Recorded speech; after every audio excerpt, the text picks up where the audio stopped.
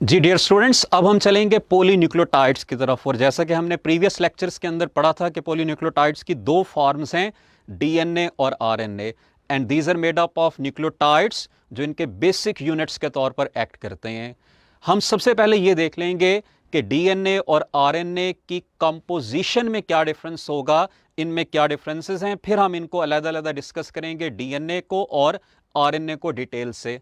तो सबसे पहले हम इनके कंपैरिजन की तरफ आते हैं। जो सबसे पहला डिफरेंस आपने याद रखना है वो है टाइप ऑफ न्यूक्लियोटाइड।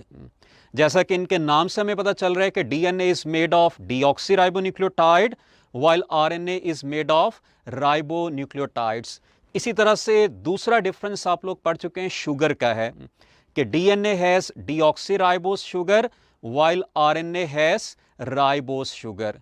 एक और डिफरेंस जो आपने पढ़ लिया है वो है नाइट्रोजिनस बेसिस का। हमने पढ़ा था कि डीएनए या आरएनए में एक वक्त में 4 डिफरेंट टाइप की नाइट्रोजिनस बेसिस हो सकती हैं, जैसे कि डीएनए में एडेनिन, गुआनिन, साइटोसिन और थायमीन, और आरएनए में आपने पढ़ा है एडेनिन, गुआनिन, साइटोसिन और यूरासिल। मेन डिफरेंस आपने थायमीन और यूरासिल का पढ़ा है कि thymine will be present in the DNA while uracil will be present in the RNA. इसी तरह से अब हम चलते हैं फिजिकल स्ट्रक्चर की तरफ कि डीएनए और आरएनए के फिजिकल स्ट्रक्चर में क्या डिफरेंस होगा। डीएनए के लिए जो टर्म्स हम यूज करते हैं आपने वो याद रखनी है। डीएनए इज डबल स्ट्रैंडेड, और डबल स्ट्रैंडेड इसको क्यों कह रहे हैं? Because it contains 2 polynucleotide chains which are twisted around each other through hydrogen bonds. तो ये डबल स्ट्रैंडेड होगा और ये दोनों स्ट्रैंड्स अपने अराउंड कॉइल होकर डबल हेलिक्स को डेवलप करते हैं, जिसको हम डुप्लेक्स का नाम भी देते हैं। डबल हेलिक्स या डुप्लेक्स कहा जाता है।